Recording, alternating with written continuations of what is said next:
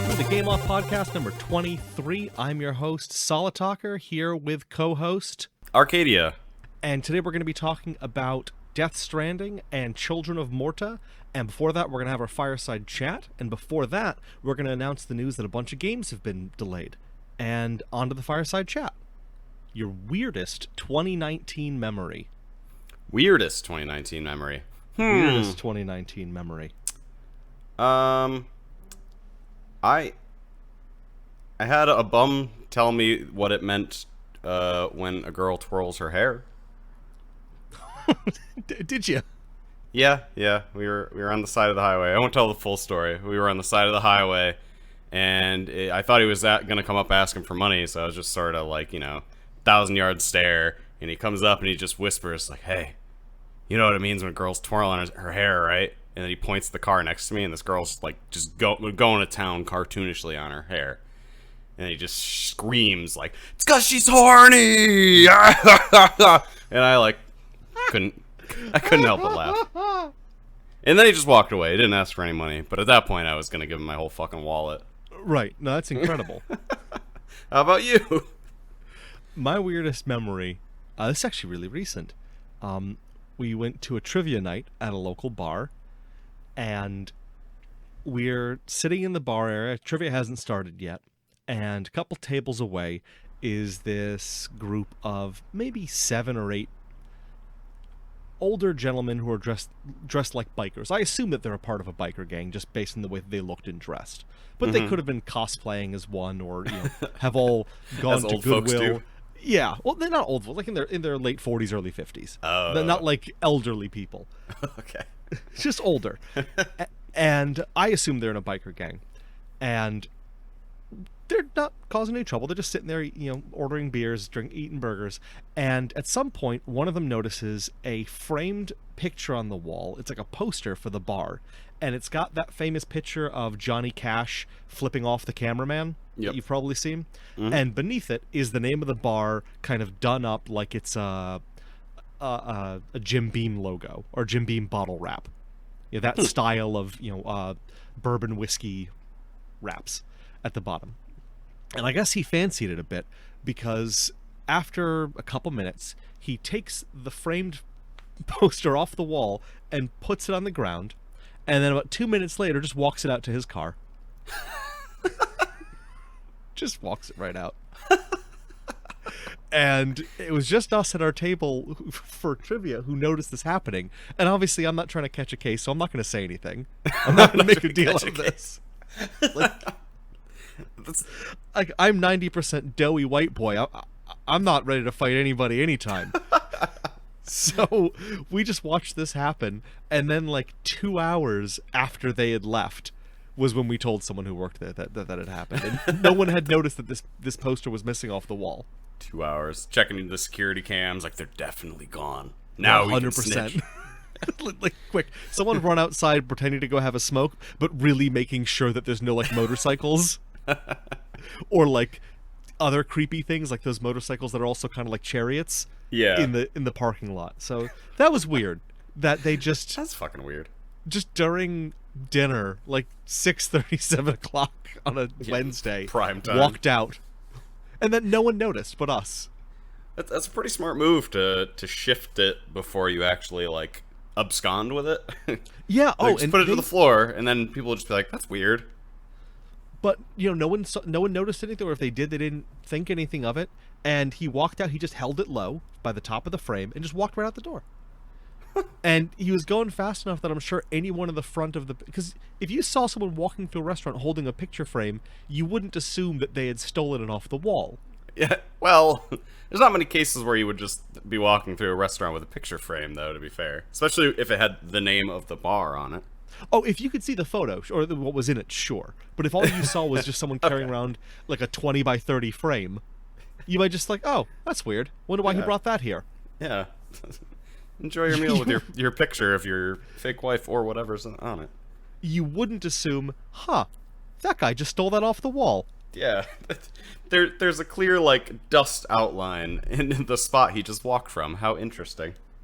So that's my weirdest memory that I can think of. Because it was just so surreal, like something out of a cartoon.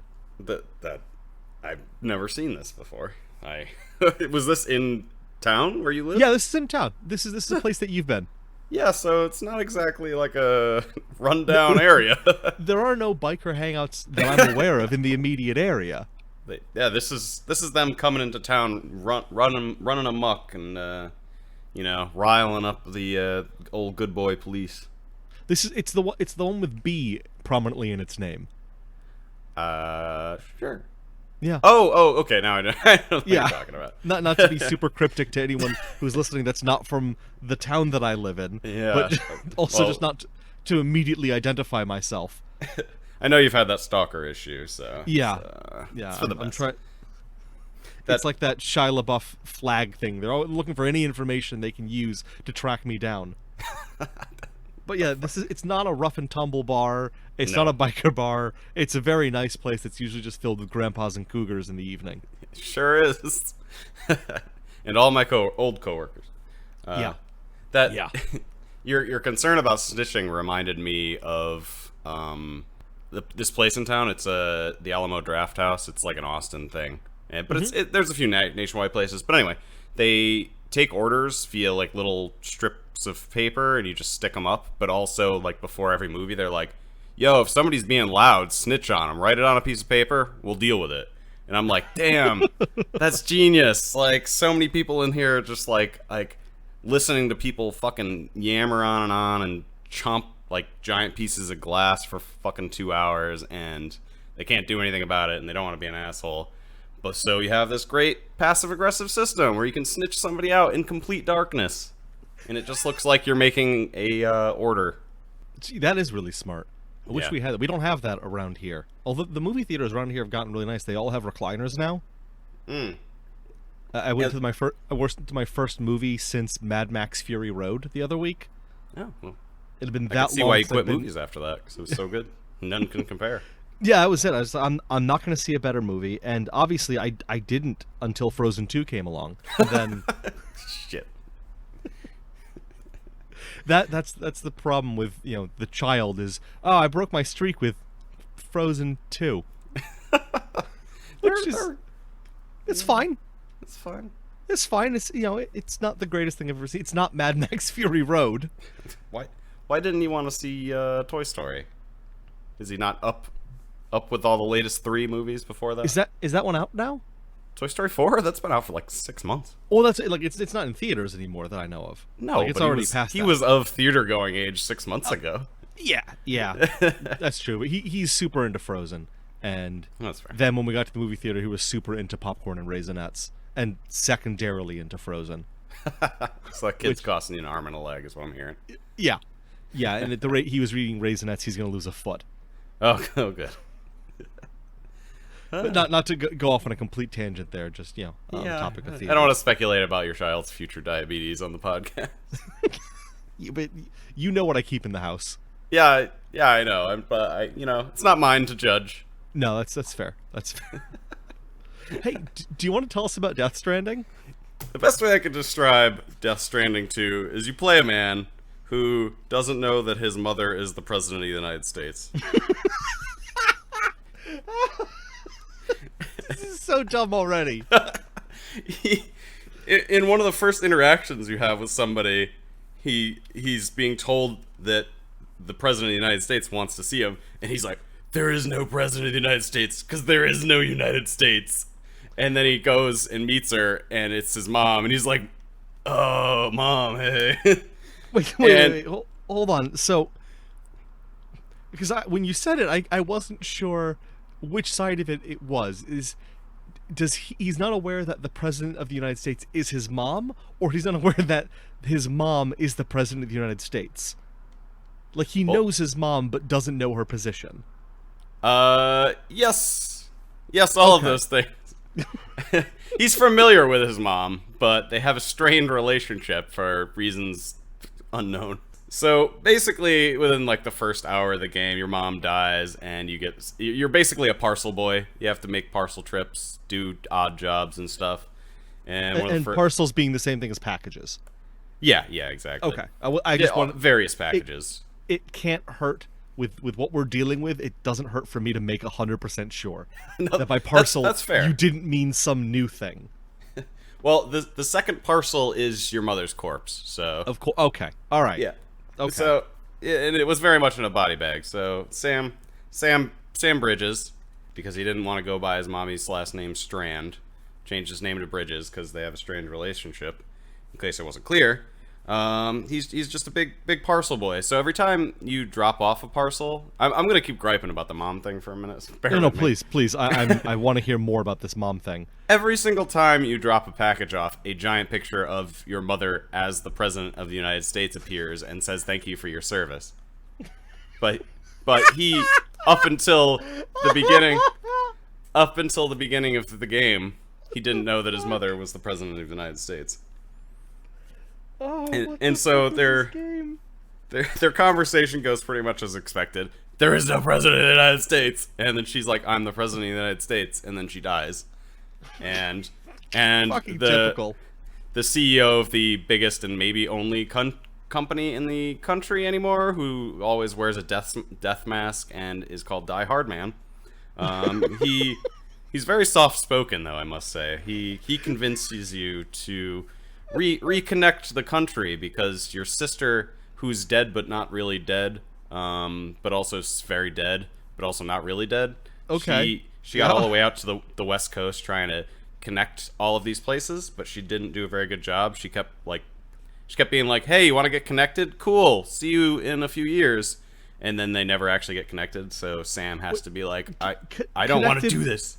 Connected how? Like getting them all on AOL together? What do you mean by connected? Honestly, pretty much, because there seems to be an internet where they can kind of communicate, but also can't communicate at all. So every time you like link them up to the fucking, I forget what they call it. It's like the spiral mega network. They are suddenly have like full free flowing information that apparently allows them like all the mysteries of the universe or something. Man, it sounds like a pretty obvious thing that you'd want to get connected to then. Yeah. So basically Sam walks for about 5 minutes in any direction and actually makes the connections because the entire country is obviously not to scale. The distance between like Boston to Washington, D.C. is about a 12-minute bike ride, if that. Actually, it's probably a 12-minute walk. It's like a 5-minute bike ride. So it's very disjointing when you see like on the map like what you are supposed to have reconnected. I didn't realize until like I had gone to the second section of the game that I had reconnected quote unquote half of the United States of America, even though I hadn't seen any like actual cities other than one. So they're taking that same approach that like the crew did. Yeah, exactly. Just okay. Really weird scaling, like really weird.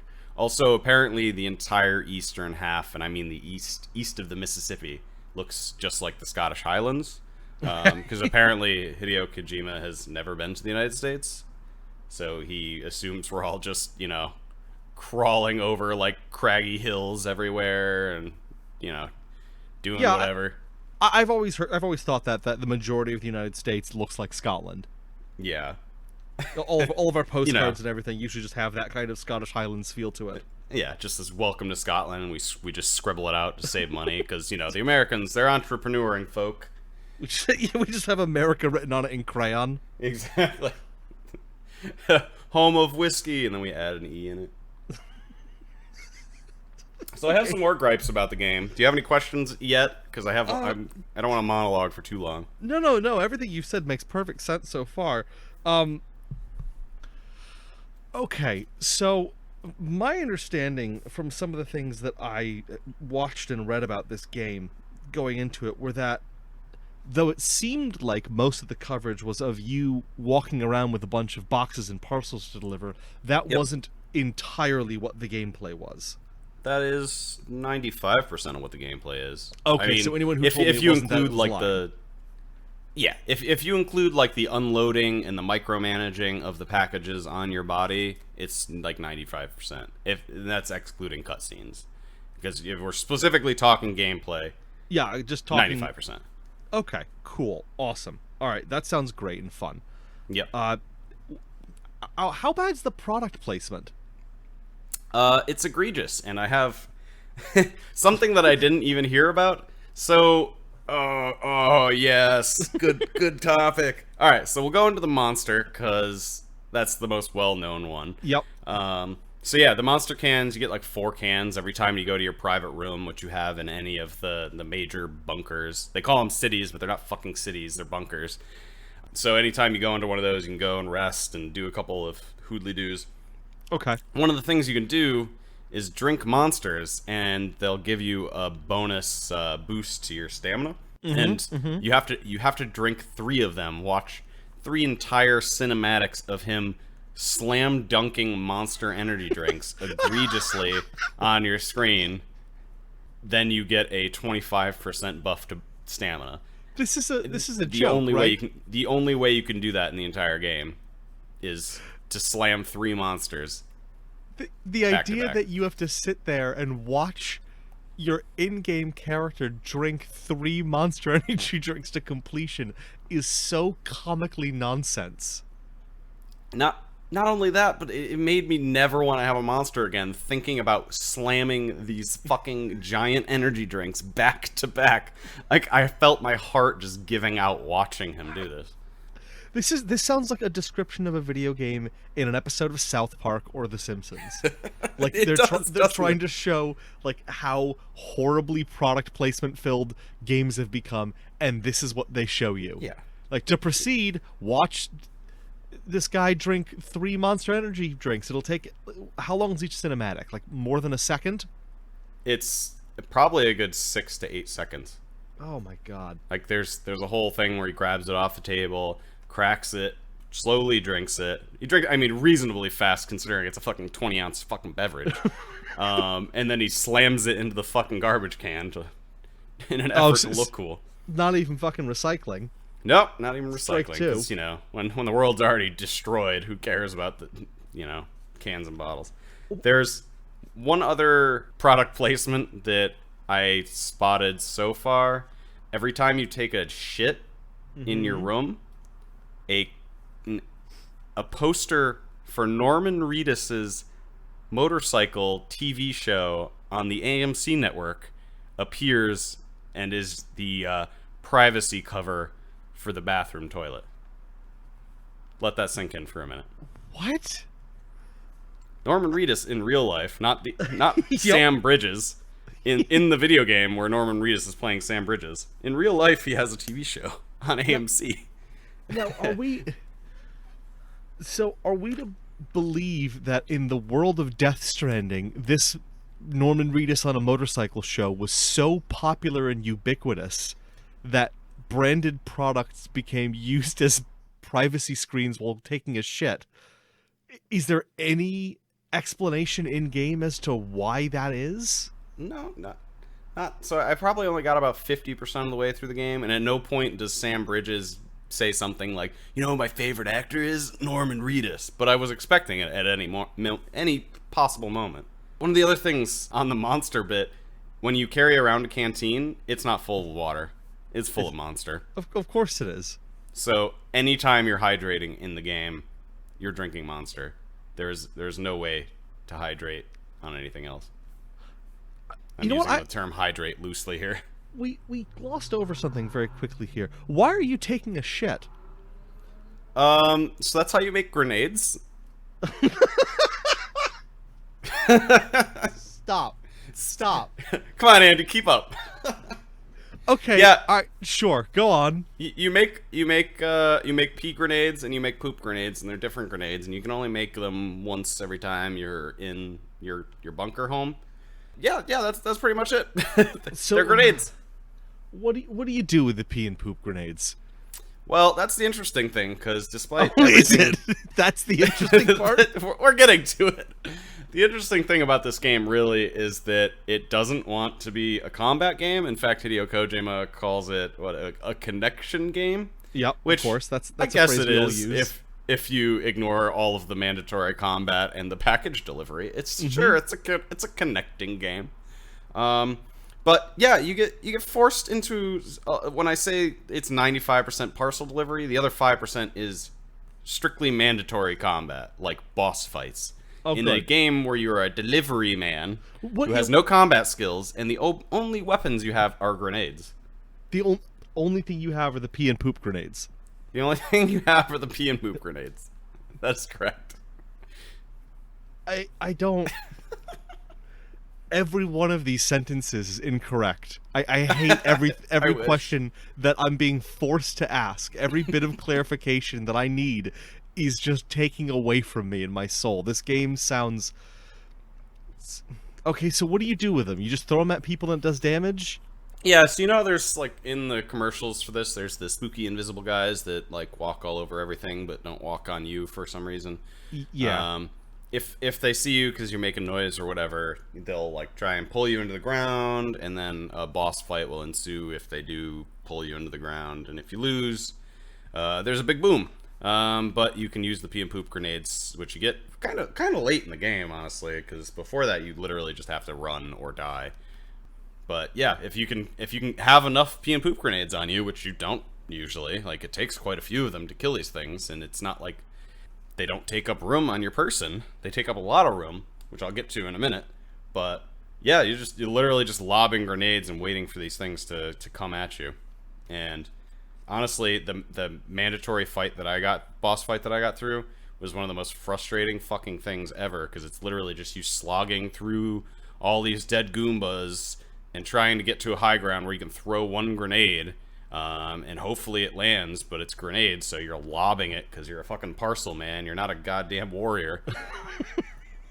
And, you know, if they don't hit, then you got it, like, the entire building would crumble to the ground. You'd have to slog through for, like, a solid fucking 20 seconds, get to another rooftop and lob another grenade and pray for the best. This sounds awful. You know, you said it, not me. Yeah. Next question. The fetus? Mm-hmm. What? Well, it's a baby. Okay. I'm like 2% less confused. What's going on with the baby? So you plug into it so that you can sense the DBs, basically, which are the invisible bros. Oh, you plug into a baby. Yeah, you plug into the baby, and then your little flickery bit starts We're just gonna to be able to we're just gonna sense say the phrase "you invisible plug bros. into a baby," and we're not gonna address that at all. We're gonna let Yeah, that that's phrase fine. just pass. Not gonna ask what do you mean? What do you mean you plug into a baby? Well, you're not always plugged into the baby. You just plug into the baby when you need to plug into the baby. And at other times, where is the baby? Oh, he's always on your chest. Okay, but just You don't just store the baby. The baby's Okay. always with you. why are you carrying a baby around? Because you watched another guy get murdered and you just took him. Okay, But also he helps you detect the invisible guys. That's the whole explanation. I wish I had more information for you. okay, so I'll accept that you took a baby. Sure. And I'll accept that you're carrying a baby around with you. Fine. But what interface are you plugging into this baby with? Well, it's in the womb thing. I don't know if it even has the name. So it's just like a plug on top of it. Like you pull a hose from your asshole or wherever, like just behind your back. You Right, just like- go. That's what I'm trying to understand. Like, you and this baby both have some kind of ports that are compatible. Is it a Yeah. known quantity that babies can help you see ghosts? Like, is it something that everyone's aware of? No, because like the game goes out of its way to point out that no one understands the technology whatsoever, but it's like just ubiquitously accepted. That babies allow you to see ghosts if you plug into them. Yeah, pretty much. Okay. Just these special babies. Oh, okay, it's a special baby. It's not just a Oh random yeah, it's not baby. just any baby. Sorry. Okay. No, that's fine. I'm not. It's not any clearer. So it's not like I was. You would confuse me previously. Yeah, it's weird because the game also is like hyper expositional about how the baby is a tool. It's like the baby is a cool tool. This one is malfunctioning. Destroy it. Throw it in the furnace. And Sam's like, no, that's a bit fucked. And everyone's like, just throw it out. It's a bad baby. And you're like, no. Okay. Yeah. Okay. What can you tell me about Mads Mikkelsen's performance in this game? It's pretty good, but it's mostly the same lines over and over again. I mean, he's just monologuing with himself, so he's got pretty much free reign. But I mean, he's clearly talented. Like, he steals the show. I'd rather listen to him talk than just about anyone else, including the main character. Was he a big part of the game? No, you just see him in flashbacks via the baby for most of the game. Baby allows you to see into the past too. Yeah, you can see his memories every time you jack into him, even though he's not supposed to have memories because he's a tool. But the guy that said you should burn him because he's just a tool also explained that he has memories because he's a living being. But he's a baby, so how much memories could he possibly have? Apparently, a lot. He has a lot of memories. Are they like from his lifetime or prior to that? It's unclear. Is this I like assume a, from is this like like an Mads Assassin's Mikkelsen. Creed DNA memory No. thing? No, like Mads Mikkelsen will be like holding him in a lot of the memories, okay. but also he looks like he's like 1 month old. So I don't know, man. Yeah, I mean, I apologize for grilling you here. Obviously, this is Oh, it's fine. inappropriate for me to ask all these questions of you. I think this is the most questions I've ever had about a game. Yeah, I'm shocked at how I don't feel like I know anything more about this game. Did you see the crying commercial for this game? is it the one where he's kneeling on the beach naked, crying with the baby on his shoulder? No, this is the one that starts off with a city that's underwater, and you see like a book floating, and this whole city is buried in like covered in a horrible flood, and then the flood like starts going backwards and like unflooding, so the water levels start lowering, and like life starts returning back to this flooded city. You see little mice and stuff running around, and then you follow this torrential rain up until you see that it's tears coming off the face of someone playing this game. Oh dear God, So awfully presumptuous. did you have that experience? You know, here's the thing. No, not even close. Did you cry at all? No, I mean, usually in frustration, and while I swore that I'd never play the game again, and then I kept playing. Yeah. But it's a psychopath. There are some weird charms to the game. I should touch on the fact that there are some things about it that are good, which is why Okay. like it is clearly a divisive game. I'm definitely leaning more towards the negative if you can't tell, but a lot of people really like it. What I can say for it is that the game's fucking like just maybe the most unique game I've ever played. Like the micromanaging of the boxes on your body, and then like you literally the balancing act you do as you're running across country. Like it's weird. It's different. There's some interesting new concepts that like it never really occurred to me to be in a game. There's like a lot of weird social elements where you can contribute to like building like bridges and stuff in other people's worlds, and you can leave packages for other people to pick up from wherever you are. So if you pick stuff up on the way to some place and the packages need to go in the other direction, you can leave them in like a safe deposit box, and people from like literal other players can pick those packages up and take them to their destinations.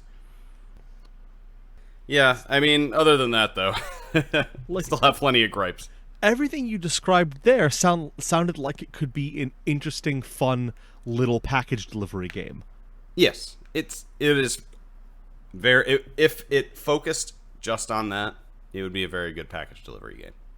But it didn't. But obviously, you couldn't have a Kojima game that was just a fun little quirky game. No. Everyone. One of my notes here is just that everyone is always talking all of the time. Someone is always babbling in your fucking ear about something, and when you get into a cutscene, you listen to the same fucking 5 pieces of information in a loop for 20 minutes straight. The best parts of the game were when you were you had just the right amount of packages, and you're walking across Scotland, America, and like just bouncing just right, not running into any too many problems, and it was quiet and it was nice and serene, and those were the moments where you're like, yeah, I could do this for a bit, and then you reach your destination and it's just blah blah blah blah blah blah blah. Listen to all this nonsense, and then you're just like, I don't have the emotional fortitude for this after all. I'll finish with this question because Okay. I think this is the best way I can try to get at it. Do you think the game is successful? Not sales figures, but is the game successful? I don't think I got anything out of the experience of the game. Um, if I were to describe success, it's that it reached me personally, especially if we're not using metrics like monetary success or, review success. If it was successful in what it was trying to accomplish as a big metaphor about reconnecting to the world, then it was totally bogged down by all the horseshit that is just a super expositional Kojima game. That, I think, is probably the best summary I've heard of the game from someone, as far as it's just, did it do what it was trying to do? Did you get out of it what they wanted you to? Like, there were plenty of times where I was like, I see what he's trying to say here, but it's never like, wow, this game is mind blowing. I didn't even come close to having one of those moments. And I'm someone who liked all the Metal Gear games, so it's not like I came in with a disdain for Kojima. I don't know. I think he just lost his way a little bit in the production of this one. Didn't have anyone telling him no? Yeah, that's what it seems. I mean, yeah. Well, when you have a studio named after you, I think it's probably hard for someone to come in and be like, "Hey, Kojima, that's fucking stupid. Look at this. This is stupid. Our playtesters are literally gouging their fucking eyes out and running out of the room screaming. Is this the desired effect?" And he'll just mutter like, "Maybe," and then walk away. I think it's interesting that we have on our list for this year, the games that we've covered for the 2019 games that we've covered, a number of games that kind of fall into this auteur being given a lot of rope Yeah. to either hang themselves with or do very well with, and it's interesting to see how they've all done between this, Shenmue, Bloodstained. It's just a very weird cross section, Yeah. and then I'd say almost Outer Worlds to an extent as well. Yeah, they definitely had a lot more liberty than they had probably the last decade. So it's just interesting to see how in how many different directions it can go when you take someone who was known for being very creative, or a team that was known for being very creative, but weren't allowed to work to their full potential, and say, okay, here's a shit ton of money, go nuts. Yeah, I mean, in that way, the game definitely speaks for itself. I think a lot of people are probably fooling themselves into thinking this was the game that they were waiting for. Like, the first time I saw it, I thought it looked like nonsense, but I was like, well, given 5 or 6 years of development, this could be the best game ever. And then it came out after like 2.5 years of development, and I was like, oh no. Well, and there's bits where you could describe the plot of Sons of Liberty to someone, and they'd say, like, that sounds like fucking nonsense. Yeah, but at the end of the day, like, you could read it as a novelization, and it's just fucking weird, but it makes sense. This game, if it was on like a 12-page, script, I wouldn't recommend someone read through it. You reading that out reminded me of, there was a video, like a 20-minute video that I think it was Jim Sterling put out, where he just gets you up to date on the plot of Kingdom Hearts now, prior to Kingdom Hearts 3.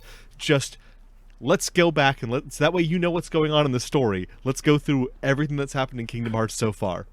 And it's just 20 minutes of him reading through the wiki to try and give you... And it's... As someone who only played the first Kingdom Hearts when it came out and remember nothing else, like, listening to, like, what are you talking about? That's so true. So true. But and I know a lot of those games when you actually play them, and it's actually the story is parceled out to you, and the proper weight is given to things, and moments are given time to build up. It feels a lot different than just, oh, and by the way, you didn't know your mom was the president. Yeah, I wouldn't. I really hope they don't make a sequel to this. I mean, not just because I didn't like it, but because I don't want any more of this story. I didn't see the ending, like I said, so, and I don't think I care. I don't even care enough to watch a YouTube video of it. So that's where I'm at with it. So then that probably would be a not recommended, is my assumption for you. Firm not recommended. I can't think of a single person I would say you have to play this game to. I can't think of a single person that I wouldn't try and warn away from this game.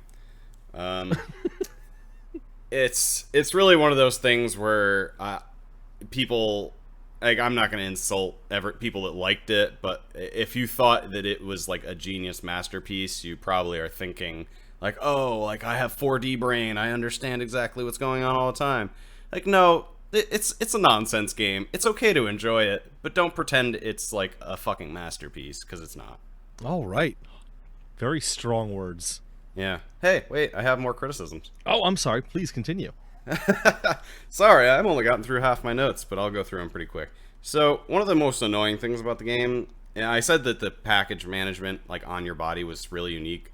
So you can like plug in packages to like your arms, your legs to an extent, but mostly on your back. And you've probably seen the memes where you just have like monster towers of packages on you. Yeah, it looked pretty rad. Yeah, well, that happens because you put every single possible item into like a crate or a briefcase and put it on your back. Like, Sam's not smart enough to like compartmentalize things and like, get things into one package. So right, you'll literally pick up envelopes, and you'll just have to slap an entire briefcase on your body for one envelope. So you could potentially have something like 50 envelopes, which is why it's possible to have mega towers like that on your back. Sure. So it comes off as pretty fucking stupid. There is a way to like automatically dole out, like optimal locations of the packages on your body, so that helps to a certain extent, but it's still horseshit. A lot of the social things that I had complimented earlier are basically like the same as Dark Souls, where people leave little signs. So it didn't seem like it felt innovative in some ways, but didn't feel like completely unique. You don't auto drop used gear, so when you use up like grenades and blood bags, they just go back in your inventory. Okay. There is a recycling mechanic, but it's absolutely not worth doing. Just having all of this shit on your person, these empty fucking containers. So basically, that first boss fight I told you about, like they'll lay grenades out because like it would be impossible if they didn't, because it requires so many grenades. But by the end of the boss fight, you have like 12 empty grenades taking up space and like over encumbering you in the boss fight. It was one of the stupidest things I've ever seen. Yeah, that sounds needlessly... it doesn't sound like it's fun at all. No. It wasn't, like... Honestly, I was kind of on board until the mandatory boss fight. Like, not like really on board, but I was like, I'm enjoying this for some weird reasons. I don't really know what it is. And then I got forced in that boss fight, and it just exposed, like, so many problems in the game. Like, so many problems. Just... It would have been so much better of a game if it didn't have combat at all, and they focused in on what they were doing good, which is very much not the combat. Ouch. Yeah. Anyway, that's a wrap on my thoughts about it. You've heard all of my nitpicking now. Okay. And the menus were absolute trash. You would have lost your mind. Oh yeah, I didn't for a second think that was going to be any good. I had frustration with the menus in Metal Gear Solid 5, so I didn't think that they were going to be any more logical in Death Stranding. It takes like fucking 10 button presses to get anything done. It's uncanny how poorly optimized it is. And you can easily like discard all of your changes because you have to hit save twice on every screen. Wow. Oh man. Yeah, that would drive me insane. That would drive me out of my mind. Yeah. All right. Any final questions? No, I think you addressed my confusion. I'm not going to say you cleared it up, but you addressed, you It's answered questions that were questions I asked. well, nothing will be clarified until we kill Kojima and jack directly into his brain, and then we all realize that it's just like a fucking old timey picture show with random images just playing constantly. I can't wait. I can't wait for that day. All right, da-na-na-na, Children of Morta. What's up with that game? You know, I almost feel bad because Children of Morta is a very straightforward game, and I don't have an amazing, I don't have a comparably amazing, interesting story to tell you about. Children of Morta is a action roguelike game, dungeon crawler that follows around the Bergson family, who are trying to deal with some corruption that is deep in and around this mountain that they're protecting. And it has a lot of your standard roguelike elements of running through different dungeons that are kind of randomly generated, and getting items and getting perks that exist for that run. And then when you die, the levels that you've gained, the skills that you've unlocked, and the money that you've earned all carries over to your next round. Oh wow. But your actual progress, gets reset, and all of the relics and things that you picked up get lost as well. There are all of the items and effects and elixirs and talismans and everything that you carry around all get lost at the end. But your character levels up like an RPG. You get skills, and as you get further up there, you unlock more skills that have greater effects. Standard RPG stuff. The thing that I think makes it that singles it out from a lot of other ARPG roguelikes is this family side of things, where you have this Bergson family, and as you play through the game, more family members join or arrive or come into their own and are able to also go into the mountain and into these caves and everything and fight. So, real quick, in the story, in roguelikes, typically you're dying at the end of a run. Are they dying like in Rogue Legacy, or no? They are dying and being brought back. Okay. So it is the same family. It is the same tight knit individual people. You've got Linda and the others. I think Joe or John. So you get some opportunities for characterization in the game. That's kind of interesting. Yes, and they do a phenomenal job with that. I think the thing that makes this, other than the absolutely gorgeous pixel art, and this is that kind of, it reminded me a bit of Hyper Light Drifter at times, where you've got gorgeous pixel art, but also some effects and post-processing that's not pixelated, that just makes the whole thing pop and feel more vibrant. Like, it is a beautiful game. There are some water effects where the pixelated water is animated, and I could just watch these little fish hop around for hours. Like, the animations of the Bergsons and the monsters that you're fighting in there are extremely detailed and have that feeling of like the old Prince of Persia games, where they're just almost over animated with just how smooth and weighty they feel, but in a good way. Like, everything just feels, the animations feel very deliberate and silky smooth. Awesome. The family is this Bergson family, and you have characters that arrive, or they're growing and training and coming into their own in cutscenes in between runs.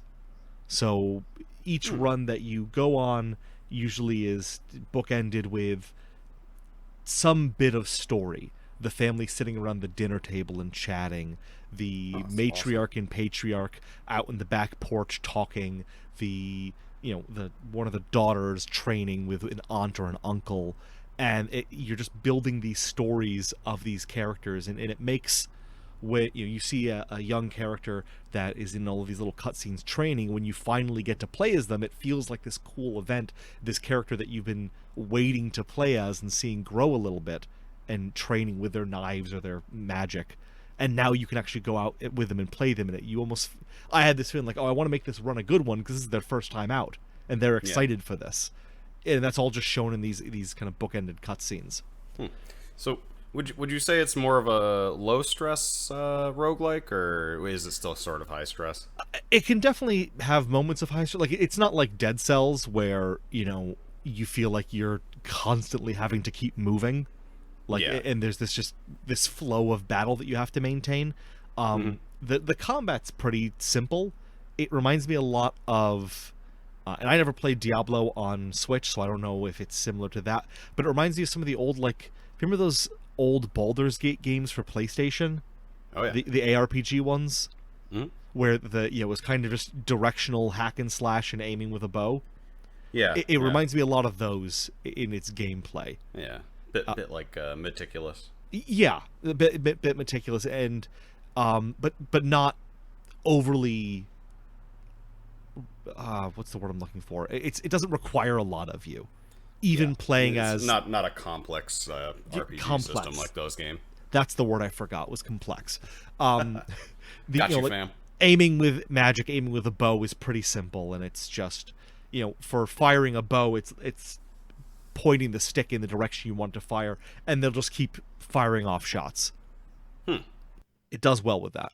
You touched on it briefly before, like the progress, and it sounds like it's fairly easy to progress. Do you get like a strong sense of progression Oh, at yeah. the end of every run? It always feels like you've made some progress, and I think a lot of it is that there are so many little story bits inside the dungeons that you can run across. Yeah. So you may only last 10 minutes, but you went into an area that triggered another little story bit, and then when you die, you see a bit of a cutscene back at the Bergstrom house that follows up on that story bit, and then gives you another little thing that to look for later. So it always feels like you're making some kind of progression, Wow. as well as just the money comes pretty quickly to buy upgrades. And that's actually, I should explain this.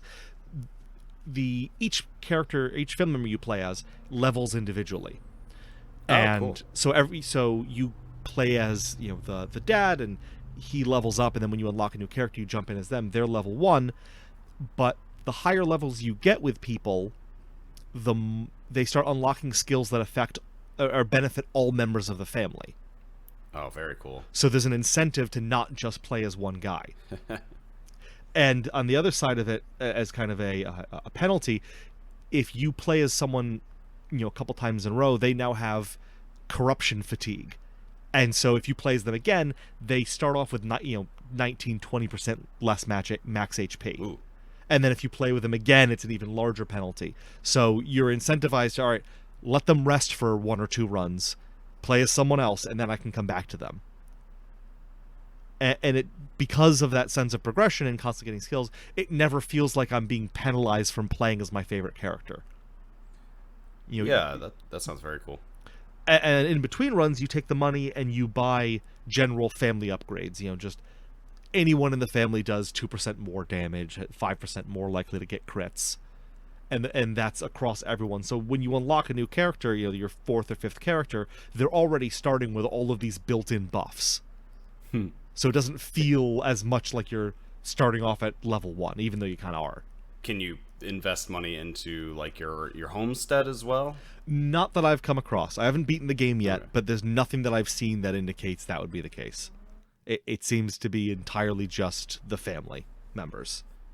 That's still pretty fucking cool. But I was like, if there's a base building aspect to this game, like we're ending this podcast now so I can start playing it. Yeah, no, nothing that I've come across. The stuff in between each round is just buying upgrades for your family and triggering little 30-second long story bits Yeah. of because when you're in between runs and you're kind of toggling between the 2 places you buy upgrades, you'll see the members of the family in their various rooms doing things. So you'll see the little kid Kevin who's kind of more of a stealthy quick attack guy with 2 knives, and he's in his room practicing with knives. And there's that's so cool. another little girl who's talking to her grandma, and you can go over there and hear that bit of conversation and then go back and keep progressing the story as much as you want. You could skip all those things, but you kind of lose the character building and the relationship building between them.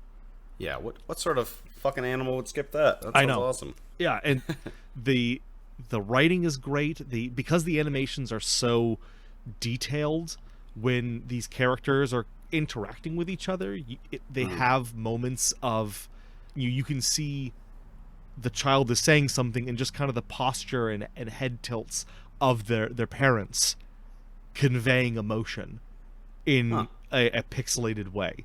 It's very impressive what they've done with pixelated graphics. Yeah, no, that all sounds cool. I'd only heard that the game was excellent so far, but I still knew nothing about it, so I just jumped quite a few rungs. And it was something that I had on my list as like, I'll check this out eventually, I'll get around to it. And then it popped up on Xbox Game Pass. I was like, oh, never mind. I am Drop everything. Dropping what I'm doing. I'm getting into this right now because I'd also heard nothing but good things. And I'm a sucker for games with roguelike elements. Mm-hmm. It's Me too. probably half of the games that I play, but based on time. Yeah, still playing Slay the Spire over here. Still playing Slay the Spire. Prior to this, I was playing alternating between Slay the Spire and Dead Cells as just two of the best roguelike element games I've played in a long time. And this has been good enough to distract me from them. Whew. Yeah, I know. Right. Make a strong case. Yeah. Speaking my language.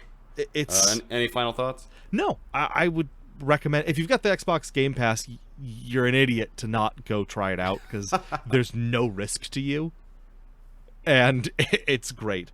And if you liked any roguelikes in the last 10 years, and you aren't heartless and actually enjoy like stories about families that aren't finding out your mom's the president, then I can't imagine you not liking this game. Yeah, sounds a lot more fun than my game. Son of a bitch. All right, shall we rank these? Yeah, let's do it. Where are you putting Children of Morta? Oh, this is tough. I think I'm gonna put it. Oh no. I think I'm gonna put it at right above Luigi's Mansion, so at number 12. Oh wow. That's gonna knock everything down, and Children of Morta is just outside the top 10. Yeah. So Yoshi's Crafted World at 10, Shadowbringers at 11, Children of Morta, Luigi's Mansion, and then Life is Strange 2 at 14. Yep. I am going to put Death Stranding at number 33. Oh. 33 out of 37 now, which puts it right below Wolfenstein Youngblood and Rage 2, and right above Apex Legends and Shenmue 3, which is only 5 up from the bottom. Yeah, not great. So probably not going to make it into the Tournament of Champions, but that's for the best. All right. Oh, we never covered all the delays. Everything got delayed this week. Don't look it up. No hot takes. It's crazy though. Like 10 games got delayed. Yeah. So it saves us, allows us to earn a couple extra cents in interest over the year. Yeah. I'll cash in on that pre-order investment because that's how that works. All right. I think that's it. All right. Check us out on social media at Game Off Podcast. That's what it is, right? At Game Off Podcast? Yep. Game Off Podcast on everything. On everything. You can find me at Solitalker. Yep. I'm Arcadia, ARKEYDIA. You like the animal. And yeah. Also look it up. Yeah. Check us out, talk to us, ask us questions, recommend stuff, make us your shills, pay us to promote your game. Well, we'll play them if you give them to us. Yeah, but I mean, I'll play that No what's that one that everyone promotes on YouTube channels now? Begins with an R. Fortnite? No, the Red Dead. No, it's like Rise or something. Damn. I was gonna make a joke and I can't remember the name of the game. Everyone's getting paid to talk about it. I can't remember it now. This is dumb. YouTube's fun. It is dumb. This is dumb. Pretend I said something funny and we'll end on that joke. Good night, everyone.